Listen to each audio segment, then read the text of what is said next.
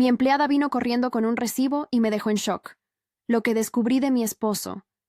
Era una mañana cualquiera hasta que Sari, pálida y sin aliento, apareció en la cocina con un papel arrugado entre los dedos. La taza que sostenía temblaba y el vapor del café olvidó su calidez. «Bu, señorita», dijo, la voz hecha hilo. Extendió el recibo como si fuera una bandera blanca en medio de un naufragio. Yo lo recogí sin entender, solo viendo números y palabras que a simple vista no decían nada. Pero entonces leí, comida para animales, la tienda, una fecha reciente. Y junto a esa línea, mi mundo se inclinó. Por un instante pensé que era un error. Quizá había comprado algo para el perro de la casa de campo, pensé. Mi mano se fue instintivamente al frasco de lo que yo llamaba suplemento, que mi marido, Vicky, insistía que tomara cada mañana. Un tarro pequeño, con una etiqueta disimulada, guardado en el botiquín junto a vitaminas y aceites esenciales. Lo llevé hasta la mesa, y sin pensar, abrí la tapa. El olor no era el mío. No era medicinal ni a hierbas como había acostumbrado teniéndolo en la noche, tras las largas jornadas en la oficina. Era un olor delgado, metálico, con notas que me recordaban a granero húmedo. La textura, cuando pasé la yema del dedo por el polvo, no era la finura sedosa de un suplemento, sino algo arenoso, con granos que crujían en la lengua cuando los probé de manera imprudente, por curiosidad. Un abuso después de años confiando en la persona que compartía mi cama. Sari me contó lo que la había puesto en movimiento. La noche anterior había ido al pequeño almacén que usamos como depósito y había visto a Vicky entrar con 2 sacos grandes. No eran sacos de harina ni de arroz. Parecían sacos de pienso, dijo, y usó esa palabra que sonaba ajena en mi propia casa. Había cámaras cerca de la entrada del depósito, añadió. La vecina a veces las apuntaba por seguridad. Yo vi cómo lo metía, repitió, y había en su mirada la mezcla de culpa y alivio de quien, sin buscarlo, se convierte en testigo. Negación fue la primera reacción. Tuve que sentarme. Mi mente desgranaba imágenes. El hombre que me había querido a ratos, el que me había prometido hijos, el que se aparecía en mis reuniones con la sonrisa de quien controla su mundo. No encajaba con la imagen del que compra pienso para experimentos en mi casa, pero la evidencia olía a algo que la negación no podía tapar. Recordé cosas pequeñas que hasta entonces había archivado como fatiga. La náusea matutina que atribuimos al estrés laboral, la dificultad para mantenernos al intentar concebir, una planta que me regaló Vicky y que, tras semanas de regarla, se marchitó de un día para otro. Se me quemó, me dijo él cuando le pregunté. Lo acepté. Ahora, con el recibo en mis manos y el polvo entre los dedos, todo volvía con una nitidez dolorosa. No actuar de inmediato parecía traición a mí misma. Tampoco podía lanzarme de cabeza. Necesitaba pruebas, no sospechas dramáticas que se desinflaran ante el primer interrogatorio. Todo lo que podía hacer era limpiar el tablero, observar, reunir, proteger. La sensación era la de despertarse en una habitación en la que las paredes se mueven lentamente hacia adentro, desplazando cada respiro. Tomé fotos del recibo con mi teléfono, moví la cámara cerca del frasco y guardé el archivo. Pedí a Sari que me contara, despacio, todo lo que había visto en el almacén, las fechas, los nombres de proveedores escritos en los sacos, una mancha en el piso que parecía haber sido limpiada apresuradamente. Mientras hablaba, yo miraba la etiqueta del tarro, una marca genérica, letras que sugerían salud, palabras que se usaban para asegurar confianza. Me pareció una traición que Vicky, que tantas veces había hablado de la honestidad como si fuera un punto no negociable, hubiera permitido esto si él lo sabía. ¿Lo sabía? El recuerdo que Sari trajo fue preciso. Vicky entrando al almacén a altas horas, con las manos polvorientas, y la señora que le ayudaba, mi suegra, Ibu Widi, a su lado, con la expresión típica de quien cree merecer cualquier privilegio por derecho. Ibu Widi nunca había ocultado su desaprobación por mi incapacidad para darle nietos con prontitud. Lo había insinuado en cenas, en frases que dejaban cicatrices menores. El reloj no espera, decía, con una sonrisa que no era sonrisa. ¿Podía ser que su rencor hubiese encontrado una forma elaborada de acción? La idea me revolvía las entrañas. Mis recuerdos se volvieron detectives. Pequeñas coincidencias que antes justificaría con cariño temporal. Las llamadas de Vicky a la farmacia que él justificaba como compras para el departamento. La insistencia en que tomara aquello a diario. Las conversaciones que terminaban cuando entraba su madre. El matrimonio se había convertido en una coreografía donde yo seguía pasos ajenos sin cuestionar la partitura. No quería que Sari se sintiera culpable. Le pedí que se sentara, que respirara. La abracé con la naturalidad de quien busca consuelo en una mano trabajadora y honesta. No digas nada aún, le susurré. Si alguien se entera antes de tiempo, puede destruir pruebas. Eso me sonó a algo que nunca pensé que diría. Proteger pruebas. Proteger la verdad. La vida nos enseña definiciones nuevas en poco tiempo. Tomé decisiones prácticas. Cerré la cocina de forma discreta, puse el frasco bajo llave, no para destruirlo, sino para preservarlo, y saqué una libreta donde comencé a anotar fechas, conversaciones y sensaciones. La libreta debía ser la primera cadena de custodia emocional. Empecé por la más reciente. Fecha del recibo, cantidad, tienda. Al final de esa hoja dibujé un círculo con la palabra no en el medio.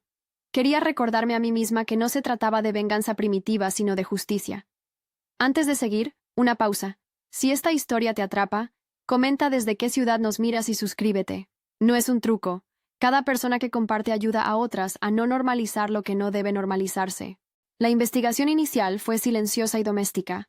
No tenía intención de convertir mi casa en escena de un thriller amateur. Cada paso debía ser medido.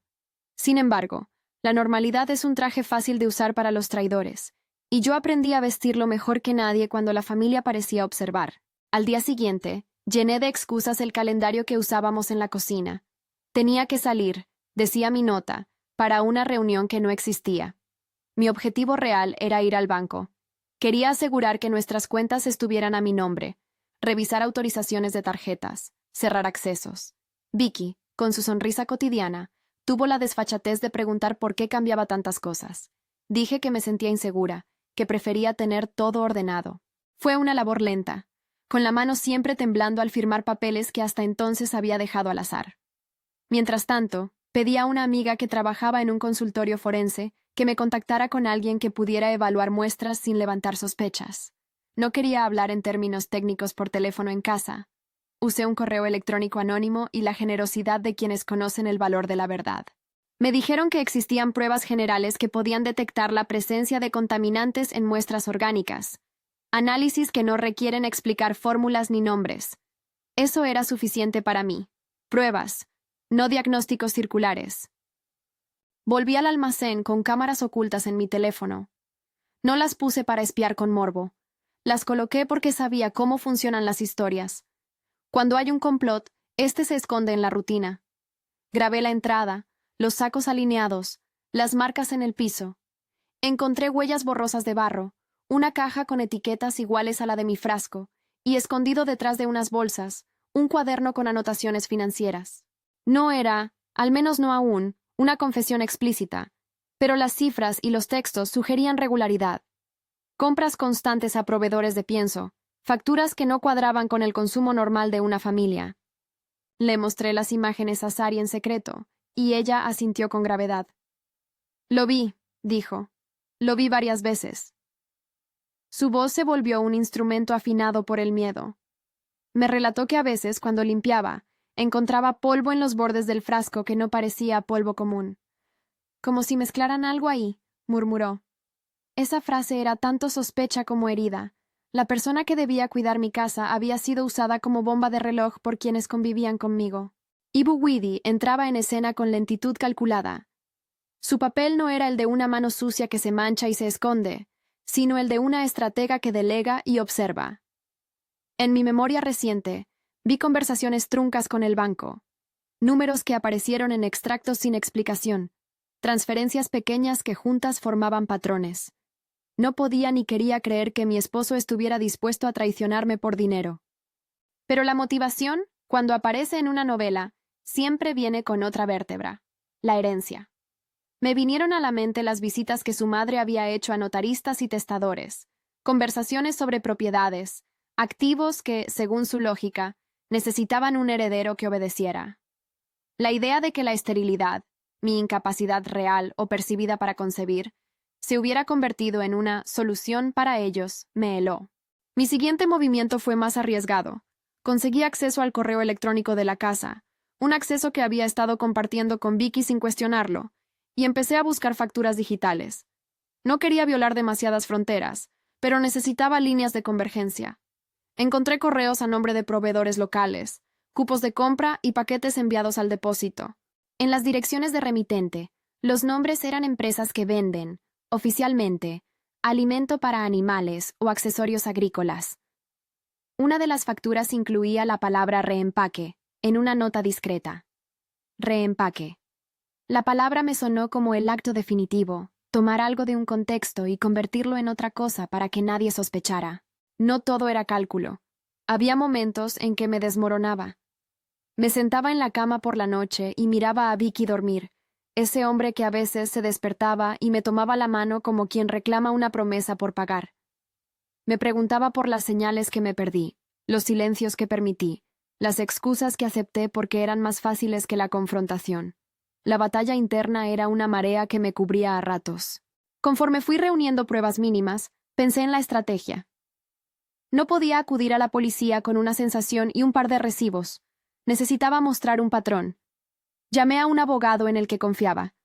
Una persona ajena al círculo de mi familia, de nombre sencillo y voz empática. Y le expliqué, sin dramatismos, la necesidad de asesoría inmediata. Él me instruyó en algo que ya intuía: preservar la evidencia, documentar todo y no confrontar directamente sin pruebas que la ley pudiera sostener. La legalidad se convirtió en mi ancla. No porque quisiera que el Estado hiciera venganza por mí, sino porque necesitaba que la ley hiciera su trabajo de forma imparcial. Si mi marido e Ibu Widi formaban un plan para beneficiarse de mi sufrimiento, la justicia debía ser el camino, no la revancha personal. Le dije al abogado que pensaba en análisis de laboratorio para el polvo del frasco, en revisar el historial clínico que documentara mis síntomas, en obtener grabaciones del depósito y en buscar testigos dispuestos a declarar. Él tomó notas y me aseguró que sería prudente no mover los frascos hasta que un profesional los recogiera. «No abras ni intentes probar nada», dijo por teléfono con tono firme. «Puede arruinar la cadena de custodia». Esa frase me pareció a la vez protectora y mortificante. Me ordenaba silencio cuando mi instinto gritaba. Mientras cerraba filas legales, seguí con la investigación cotidiana. Rebusqué en papeles, escaneé extractos, anoté movimientos bancarios que parecían despeinados. Encontré una serie de pequeñas transferencias a cuentas con nombres distintos y una cesión de poder sobre ciertas propiedades que, según la fecha, coincidía con un periodo en el que yo había sido hospitalizada por una infección que no supo explicar. Todo empezaba a formar una madeja. Hubo un hallazgo que me provocó náuseas. Una planta en el balcón que había sido mi orgullo. La había regado cada mañana con cuidado, cantándole algo tonto para que no se marchitara. Un día, después de que Vicky la tocara casualmente, la encontré resecándose por completo.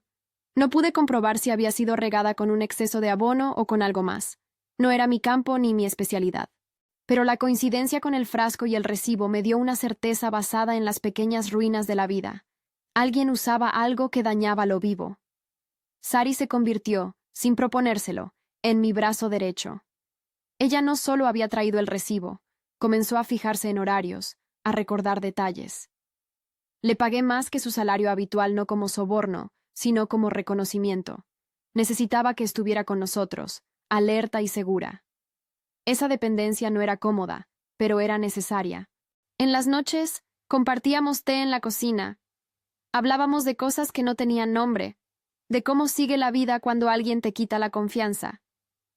Ella me contó que, alguna vez, había escuchado a Ibu Widi hablar en voz baja con una persona que parecía tomar notas sobre progresos.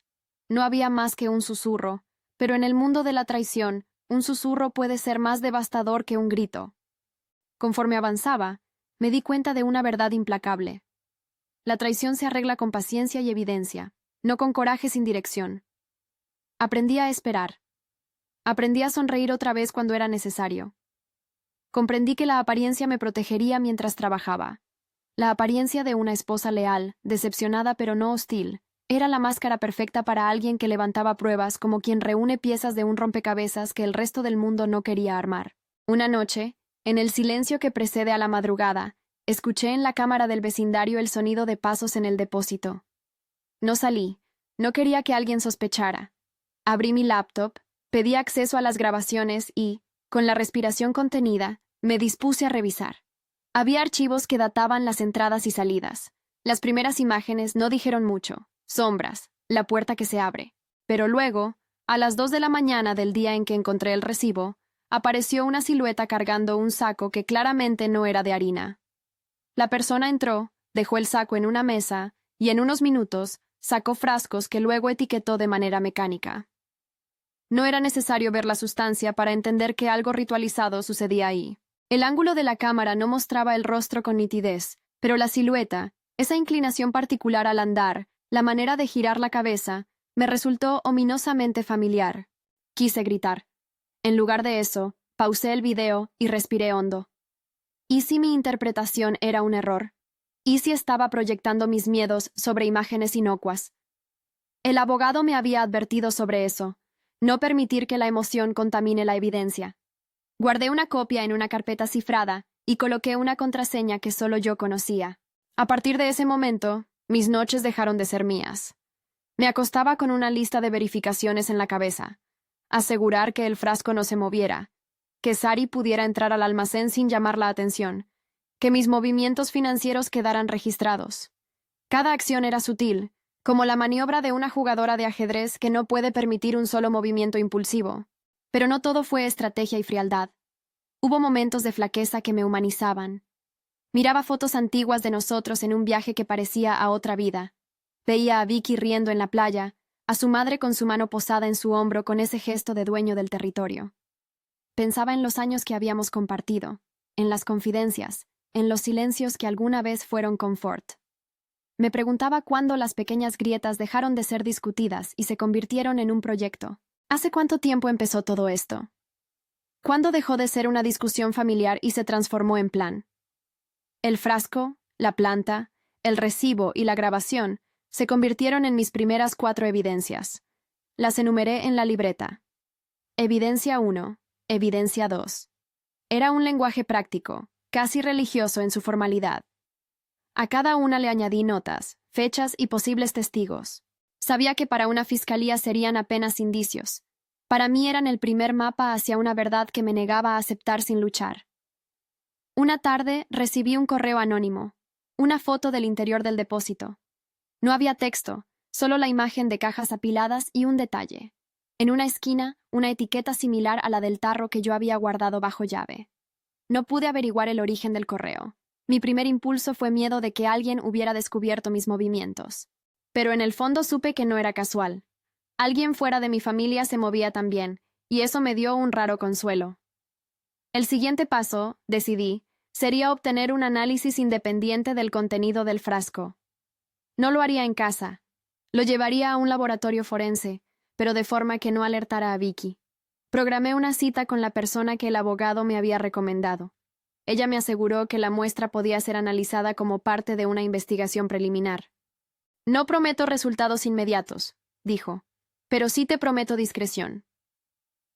Esa palabra, discreción, me empezó a sonar como una bendición. En la calle, la vida seguía. Vecinos saludaban. El repartidor de pan tocaba el timbre. El mundo no sabía que, dentro de esos muros, se tramaba una red que podía desgarrar una familia. Yo me movía como quien lleva una bomba de tiempo, evitando gestos que delataran mi tensión y cuidando de que Vicky no detectara el cambio en mí. Él, por su parte, comenzó a mostrarse más cariñoso de lo normal. Se sentaba a mi lado en el sofá y ponía la mano sobre la mía, como pidiendo una tregua. Yo acepté la tregua aparente porque no quería perder el factor sorpresa. A veces la cercanía envenenada da el mejor camuflaje a la evidencia. Pasaron semanas y con cada día la madeja se apretaba. El abogado me envió un correo con una lista de pasos a seguir y marqué en rojo los más urgentes. Asegurar cuentas, anonimizar pruebas y preparar un testigo que no tuviera lazos familiares directos. Contacté a una antigua colega que trabajaba en una ONG de derechos de las mujeres. Le conté, sin dar nombres, que quería salvaguardar no solo mi patrimonio, sino la posibilidad de ayudar a otras mujeres en situaciones similares. Ella me habló de fondos, de protección legal y de cómo una exposición bien medida podía convertirse en herramienta de cambio. La idea de transformar mi dolor en algo útil se convirtió en motor. Todo cobró intensidad cuando, una noche, mientras revisaba la grabación del depósito por enésima vez, vi con claridad una figura que reconocí. La inclinación al caminar, la forma en que ajustaba la gorra. Era la estampa de Vicky. No había duda. Sentí que el piso se abría bajo mis pies. No porque mi sospecha se confirmara, eso ya lo había tomado como posibilidad, sino porque la certeza me dejó sin un esqueleto de argumentos. Ahora tendríamos que armar todo lo demás sobre esa base y llevarlo a la ley. Antes de actuar, respiré. Guardé la copia en al menos 3 ubicaciones seguras y apagué todo. No iba a actuar sin plan. No iba a exponer mi historia al murmullo sin condiciones. El silencio me protegía tanto como los archivos cifrados. Aún así, por primera vez en semanas, sentí una punzada de ira que no supe domesticar. ¿Cómo alguien que se promete amor se convierte en autor de la más fría forma de traición? La ira pasó, sustituida por una calma que mi amiga describiría más tarde como la calma de quien ha decidido ganar por ley y no por iracundia. Esa semana hice algo que antes no me habría imaginado. Reescribí mi testamento y puse en orden los papeles de la casa. No por resignación, sino por prudencia. No quería que, en caso de que algo muy malo ocurriera, mis activos fueran manejados sin control. Visité al banco con el rostro tranquilo y cambié claves. Dejé instrucciones a mi abogada para que fuera notificada si algo raro sucedía. Cada medida era una pequeña valla contra la posibilidad de que alguien, en una decisión calculada, tratara de apropiarse. Por la noche, cuando la familia se reunía para cenar y la atmósfera mostraba una cordura que me parecía teatral, yo comía despacio, observando. Vicky contaba anécdotas de trabajo. Su madre reía en lugares predefinidos. Todo muy normal, como una escena montada para quien no sabía mirar detrás de las cortinas. Yo miraba a los lados, vigilante, y el tarro guardado bajo llave me daba una seguridad ambigua. La prueba estaba ahí, pero aún sin voz. El penúltimo movimiento que hice antes de decidir ir más allá fue invitar a una cena pequeña a la que también invité a un viejo amigo de la familia, un hombre capaz de notar incongruencias y sin lazos emocionales que lo hicieran parcial. No dije por qué lo invitaba. Él aceptó con gusto, y su presencia me daría una mirada externa en el momento apropiado. Fue una decisión consciente. Preparar el terreno donde la verdad pudiera emerger con testigos. Y llegamos a una noche que, sin que yo supiera del todo, marcaría un punto de no retorno. Tenía en mis manos la grabación que mostraba a Vicky en el depósito, la copia del recibo, la libreta con notas y el frasco bajo llave. Había reunido lo básico. El siguiente paso era reproducir ese archivo delante de las personas correctas. ¿Cuándo? ¿Cómo? La respuesta debía ser meditada, porque una exposición mal dada puede volver a cubrir la verdad con un manto legal. Pero la espera también es peligrosa. Cuanto más tiempo se dilata, más oportunidades tienen los culpables para limpiar rastros. Encendí la laptop, conecté el disco donde había guardado la copia cifrada y me senté. La pantalla proyectó la miniatura del archivo con la hora marcada. Mis manos temblaron. Sabía que en los segundos que vendrían podía cambiarlo todo. Denunciar ante la policía, llevar el material al abogado, convocar a testigos. O esperarme un poco más para obtener un peritaje formal que hiciera la evidencia indiscutible. Como si el universo quisiera añadir un elemento final de tensión, el teléfono volvió a sonar con un número desconocido. No contesté. Cerré la laptop y apagué la luz del estudio. Me quedé a oscuras, escuchando el latido persistente que ahora no solo marcaba mi temor, sino mi determinación. El frasco, la libreta y el archivo en la pantalla eran las piezas de un rompecabezas que no iba a dejar sin armar. Puse la mano sobre la laptop otra vez. Respiré hondo. Sabía que al día siguiente todo cambiaría. Tenía la evidencia, sí, pero también la responsabilidad de usarla con inteligencia. No actuar precipitadamente era tan importante como no dejar que se destruyeran pruebas. Con la laptop abierta frente a mí y la imagen congelada en el monitor, apreté play. La silueta volvió a moverse en la pantalla, metódica, sin apresuros. Mi dedo tembló sobre el touchpad, y en ese instante, mientras las primeras imágenes avanzaban sin que los demás lo supieran, supe que ya no había retorno posible. Mi dedo tembló sobre el touchpad, y en ese instante, mientras las primeras imágenes avanzaban sin que los demás lo supieran, supe que ya no había retorno posible. Actué con la calma de quien ha planificado cada movimiento varias veces en la cabeza. Cerré la laptop, Guardé la copia cifrada en 3 dispositivos distintos y salí al pasillo como si fuese a buscar una taza de té. Marqué el número del abogado. En pocas palabras le dije: «Mañana, a las 7, cena en casa, trae a quien necesites». No expliqué más. Él comprendió. Esa noche apenas dormí.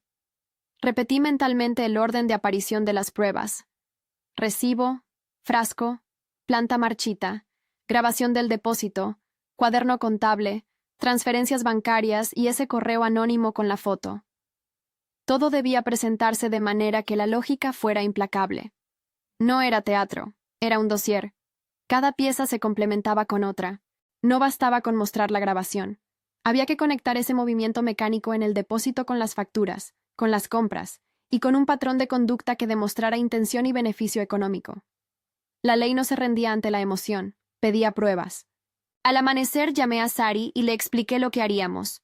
Sus manos, que habitualmente estaban firmes por la costumbre del trabajo, temblaron un instante. Le pedí que viniera temprano para ayudar con los preparativos y, sobre todo, para declarar lo que había visto. Le dije que confiara, que su testimonio sería clave. Ella asintió con un murmullo, y en su gesto vi la mezcla de miedo y resolución que ya había aprendido a reconocer. El abogado llegó con un sobre grueso, copias impresas de las facturas que yo le había enviado, las transferencias bancarias destacadas en marcador y la solicitud que había gestionado con la comisaría local. Un pedido de allanamiento del depósito con orden judicial basada en indicios sólidos. La mañana había sido un ir y venir discreto de llamadas. El agente asignado había visto los archivos y había programado la intervención para después de la cena, de forma que no alertara a los implicados. Era lo que yo había buscado, que la ley interviniera en el momento en que la evidencia quedara expuesta al público, reduciendo la posibilidad de destrucción de pruebas. Preparé la casa como se prepara un escenario, pero sin posturas dramáticas. La mesa lucía impecable. La vajilla no debía distraer. El frasco permanecía cerrado, guardado bajo llave en la caja fuerte, a la espera de la custodia del forense. En su lugar coloqué una copia de la libreta que yo misma había empezado a llevar, y folios con los documentos ordenados. No proyectaría la grabación en altavoz, sin antes advertir que lo que iban a ver sería entregado a la autoridad, y que cualquier intento de interferir sería notificado de inmediato. Necesitaba que la gente presente entendiera la gravedad de aquello. No era una venganza privada, sino un acto de acusación medido. Llegaron los invitados. La madre de Vicky con su risa medida, su atuendo impecable. Vicky entró con la habitual seguridad baja, como quien no imagina una tormenta propia. El amigo que había invitado, hombre de criterio implacable, se sentó en un lateral. Su mirada sin prejuicios sería un termómetro de la reacción social. Había decidido no invitar a la prensa. Quería que los hechos se desarrollaran primero ante testigos y autoridades, no ante cámaras que pudieran dar margen a manipulaciones. Empecé la cena con la naturalidad que había ensayado. Conversamos sobre banales asuntos, el clima, el trabajo, pequeñas quejas sobre el coche. La falsa normalidad era necesaria, amortiguaba las defensas y revelaba gestos. Cuando la conversación amainó, pedí la atención de la mesa y dije con voz firme pero contenida que había algo que necesitaba mostrarles. Mis manos no temblaron. Saqué la libreta primero y leí en voz alta las notas cosidas a la evidencia, fechas, compras, el nombre de la tienda en el recibo. A cada punto fui colocando una copia del documento en la mesa. Esto no es un juicio, dije. Es una muestra de hechos que ya presenté a la policía. Quiero que lo vean ustedes ahora. Pulsé play en la laptop. La habitación pareció encogerse. La grabación del depósito se proyectó en la pantalla. Una figura entrando a altas horas, colocando sacos, desmontando cajas y etiquetando frascos con movimientos que conocía por memoria. No se veía la sustancia, no hacía falta. El patrón era mecánico y repetitivo. Era la estampa de alguien que había convertido un procedimiento en trabajo cotidiano. Pude sentir la respiración contenida de la mesa. La imagen avanzó hasta mostrar un plano ancho del depósito donde, por un momento, la cámara captó la silueta con una inclinación al andar que identifiqué sin margen. Era la de Vicky. Él palideció. Sus manos, que instintivamente buscaron algo en el bolsillo, se detuvieron. Para entonces ya había puesto sobre la mesa el cuaderno contable escaneado, las cuentas, las pequeñas transferencias a terceras cuentas, la nota de reempaque. Mostré los extractos bancarios marcados con fechas que coincidían punto por punto con las compras registradas en las facturas. En voz baja, entonces, pedí a Sari que contara lo que había visto. Ella habló sin rodeos. Dijo que había visto sacos diferentes, que había visto polvo en los bordes del frasco, que había sentido un olor extraño en el depósito. Su testimonio fue preciso y sin dramatismos. No hizo conjeturas, solo describió lo que sus ojos habían mostrado. Al terminar, el silencio se volvió cargado. La madre de Vicky se movió en la silla, tironeó la servilleta con los dedos. Por un instante, todo cobró la apariencia de una casa que contenía una bomba. Lo que siguió fue un paso que había decidido con el abogado. Enseñé el informe preliminar del laboratorio, una copia impresa y firmada por la perito que había recibido el frasco bajo custodia. El documento no usaba nombres técnicos ni detallaba fórmulas, no era necesario, pero certificaba la presencia de contaminantes que no correspondían a un suplemento alimenticio legítimo y que su presencia era compatible con exposición repetida. Junto al informe, puse el correo anónimo con la foto del depósito, las anotaciones del cuaderno con la palabra progresos y la transcripción de correos entre proveedores. El cuadro se cerraba.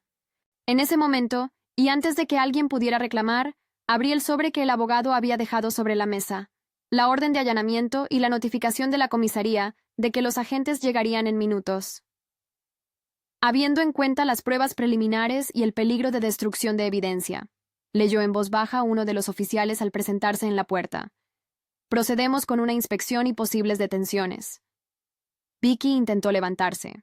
Su madre comenzó a negar, a balbucear que aquello era una calumnia. Pero la presencia de los agentes cambió la dinámica. Era la ley la que hablaba ahora.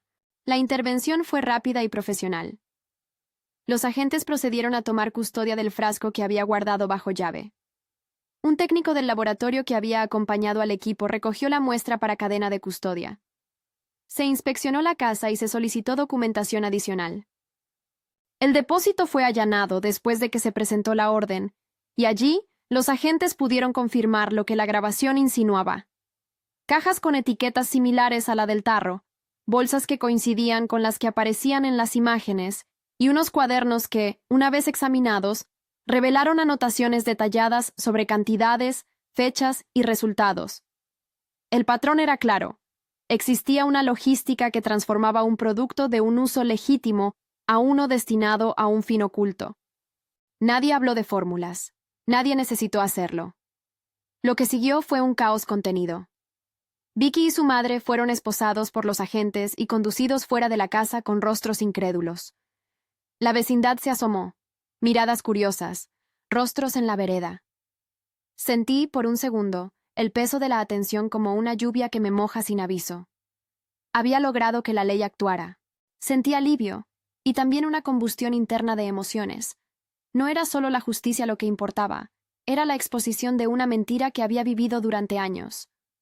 Fueron horas de entrevistas en dependencias policiales, declaraciones y la repetición de hechos ante funcionarios que, por su oficio, hablan en lenguaje que suena a trámite. Entregué todo el material, copias de los archivos, la libreta con mis notas, la grabación original. Allí, en el lugar donde se pontifica la neutralidad, mis pruebas encontraron su hogar procedural. El feminismo práctico que había ido naciendo en mí encontró un aliado inesperado, la rigurosidad de la investigación. Los días siguientes a la detención fueron una sucesión de citas legales, audiencia de control, solicitud de medidas cautelares, peritajes. El abogado me acompañó como una presencia silenciosa de contención. Me dolían las manos de tanto firmar, las noches de insomnio habían marcado un cansancio profundo, pero la sensación dominante era de haber recuperado la iniciativa. Ahora la casa ya no era solo un refugio, era la escena de un caso que tendría consecuencias más allá de nosotros cuatro. El peritaje final arrojó lo que necesitábamos, la presencia de contaminantes incompatibles con suplementos aprobados y pruebas que confirmaban la manipulación del producto para su reempaque.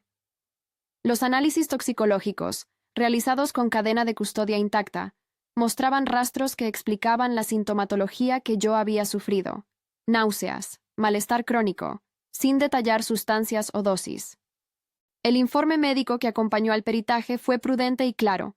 Existió exposición a un agente contaminante en niveles que obligaron a vigilancia, pero afortunadamente la intervención a tiempo había evitado daños irreversibles. Esa nota fue, para mí, un bálsamo. Mientras la investigación avanzaba, la noticia se filtró. No lo hice yo. Alguien, fuera del círculo cercano, compartió una versión. Los murmullos se volvieron conversación pública. La comunidad, que durante tanto tiempo había admirado a la familia por su posición social, se vio obligada a mirar detrás de las fachadas.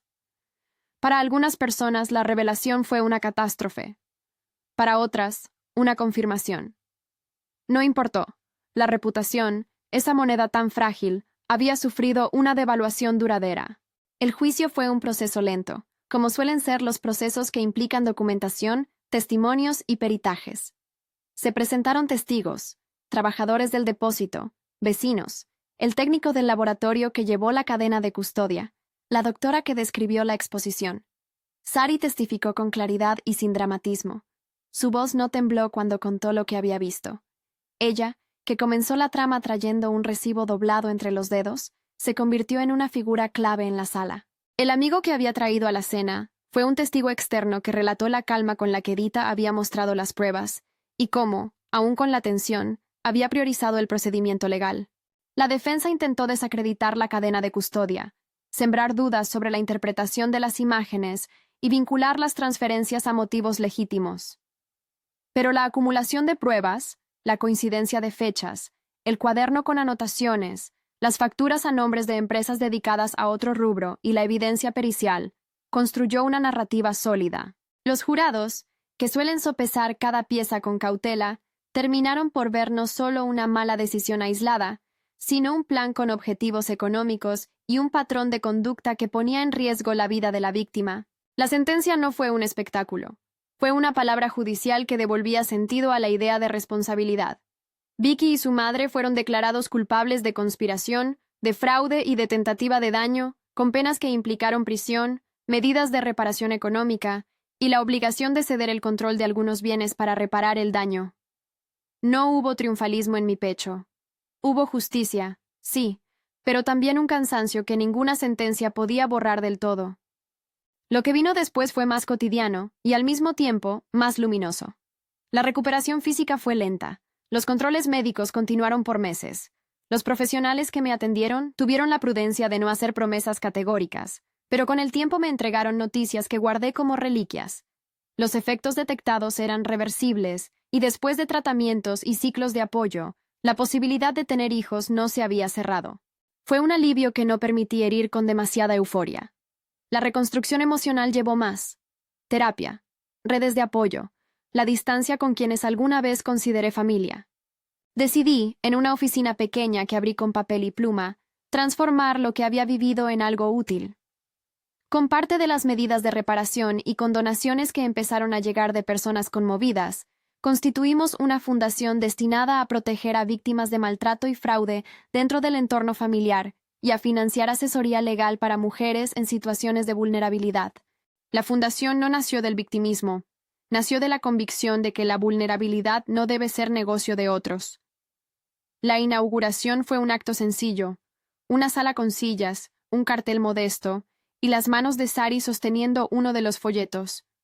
Ella fue nombrada coordinadora de uno de los programas de acompañamiento. Su vida cambió y su salario con dignidad la estabilizó. No era caridad, era justicia aplicada.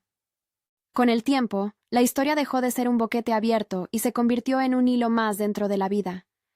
Había momentos en los que reía sin culpa, trabajaba, salía con amigas, me interesaba por proyectos que antes habría considerado pequeños. Vicky y su madre cumplieron su condena. Su caída pública también fue su lección por la dureza de la ley y la caída de la máscara social. Hubo quienes los defendieron hasta el final. Hubo quienes intentaron explicar su conducta como producto de la desesperación financiera. La sentencia judicial no elimina todas las preguntas morales, pero sí atribuye responsabilidades. La fundación empezó a recibir casos de mujeres con historias que resonaban: medicaciones administradas sin consentimiento, alteración de documentos, apropiaciones de bienes. Cada expediente era una herida abierta. Nos enfrentamos a dramas variados, algunos con explicación clara, otros con la complejidad del entramado doméstico. Aprendí que la justicia tardaba, que los caminos legales eran pesados, pero que la contención humana hacía la diferencia. Organizamos talleres, alianzas con abogados pro bono y campañas de sensibilización. La casa que una vez fue escenario de traición se transformó en una sede de apoyo y de charlas comunitarias. Hubo también reconciliaciones pequeñas. Algunos vecinos que antes pasaban por enfrente con miradas que yo sentía mortificantes, ahora me saludaban con respeto. No fue vanidad. Era reconocimiento de que había alguien que había elegido actuar sin sensacionalismo. Sari, por su parte, seguía siendo un pilar. En la fundación, en la casa, en mis días. A veces, cuando la tarde caía, nos sentábamos juntas y recordábamos con una mezcla de incredulidad la mañana en que todo empezó con un recibo. Reíamos al pensar en la pequeñez de las cosas que desencadenaron una tormenta. La recuperación emocional fue un proceso que no seguía una línea recta. Hubo noches en las que la rabia regresaba con fuerza, en las que me preguntaba cómo había tolerado situaciones por tanto tiempo. Hubo días de culpa por haber involucrado a personas que, en algunos casos, resultaron ser cómplices por miedo. Aprendí a no culparme por lo ocurrido. Aprendí a responsabilizar a los responsables. Aprendí que la dignidad propia no es negociable. En un acto íntimo, años después, la Fundación apoyó un programa de acompañamiento sanitario para mujeres que habían sufrido manipulación en su entorno familiar. En una de las reuniones, una mujer me contó que, gracias al apoyo, había recuperado el control de sus cuentas y había iniciado trámites para separarse de una relación abusiva. Escuchar esas palabras fue la forma más pura de gratitud que pude imaginar. Había transformado una historia personal en posibilidad de cambio colectivo. Mirando atrás, nunca olvidé la primera imagen, el papel arrugado en las manos de Sari, el nombre de la tienda, el olor extraño al abrir el frasco. Esa imagen, simple y punzante, siguió siendo el punto de partida de todo. A veces pienso en cuántas veces una evidencia pequeña puede convertirse en la palanca que mueve un sistema. No se necesita grandilocuencia, se necesita voluntad para actuar y la prudencia para dejar que la ley haga su trabajo. No quiero que esta historia se lea como un manual de persecución ni como una exaltación del castigo. Prefiero que sea una advertencia. El amor no debería servir como cobertura para el cálculo y la codicia. Prefiero que sea también una invitación a estar atentos, no como vigilantes paranoicos, sino como seres que protegen su integridad. La lección que guardo es que la justicia, la paciencia y la solidaridad pueden revertir una trama tejida en la sombra. Mi salud, con el tiempo, se estabilizó. Los médicos fueron prudentes y honrados en sus diagnósticos. Recibí tratamientos de apoyo, seguí controles y, con cautela y esperanza, el futuro volvió a desplegarse. Me decía a mí misma que la fortaleza no es la ausencia de dolor, sino la disposición a seguir adelante, aún con la herida abierta. Poco a poco la herida cicatrizó, y lo que quedó fue una marca que me recordaba que había sobrevivido, y que con esa experiencia podía tender la mano a otros. Hubo un momento de cierre simbólico, la donación formal de una parte de los bienes que habían sido asegurados por el fallo judicial a la Fundación. Fue un trámite legal, pero también un hito emocional. No se trató de celebrarlo con fanfarrias. Hubo un acto sencillo, con pocos invitados, la lectura de un documento y la presencia de Sari. Nos tomamos una foto, modesta, que colgamos en la pequeña sala de la sede. Esa foto no era de triunfo, era de continuidad, de que algo había sido restituido para fines mayores. Años después, la historia aparece a veces en conversaciones, en una mesa de café, en una charla con amigas, en un taller que doy ocasionalmente sobre prevención y derechos. Cuento cómo comenzó con un papel en manos de alguien que trabajaba con honestidad y terminó en una respuesta jurídica que protegió vidas. No lo cuento para regodearme, lo cuento para que se oiga que las cosas pueden cambiar y que, cuando la evidencia se alinea con la voluntad, la sociedad puede corregir caminos torcidos. Si hay una verdad que me acompaña desde entonces, es que no estamos solos. En mi caso, la acción combinada de una empleada fiel, de un abogado que creyó en la legalidad por encima del espectáculo, de un equipo forense riguroso y de agentes que actuaron con profesionalismo, permitió que una trama de abuso y codicia se viera enfrentada por la ley. Esa conjunción de fuerzas fue lo que marcó la diferencia. Ahora, cuando paso la vista por la casa, veo más que paredes. Veo una posibilidad reconstruida. Veo en las manos de quienes trabajan en la fundación la misma determinación que tuvo Sari aquella mañana con el recibo. Veo rostros que antes callaban y ahora aprenden a hablar y a recurrir a la justicia. Veo, en definitiva, un ciclo que cambió de sentido, de victimización a protección, de silencio a discurso público. Esta historia no pretende ser una guía ni un condenatorio moral permanente sobre nadie. Pretende mostrar que, cuando la evidencia se reúne y se usa con prudencia, la verdad puede abrir puertas a la reparación. Pretende recordar que la venganza individual no es el camino. La vía correcta fue traer la evidencia a la fiscalía, dejar que la ley hiciera su trabajo y construir después redes que eviten que otras personas pasen por lo mismo. Si esta narración te tocó, si te hizo pensar en alguien a quien podría ayudar, compártela. En la descripción encontrarás el enlace a la fundación que nació de todo esto. Allí hay recursos, contactos y formas de ayudar a quien lo necesite. No es un llamado al sensacionalismo, es una invitación a no normalizar lo que no debería normalizarse y a apoyar a quienes trabajan para que la justicia sea real y accesible para todos.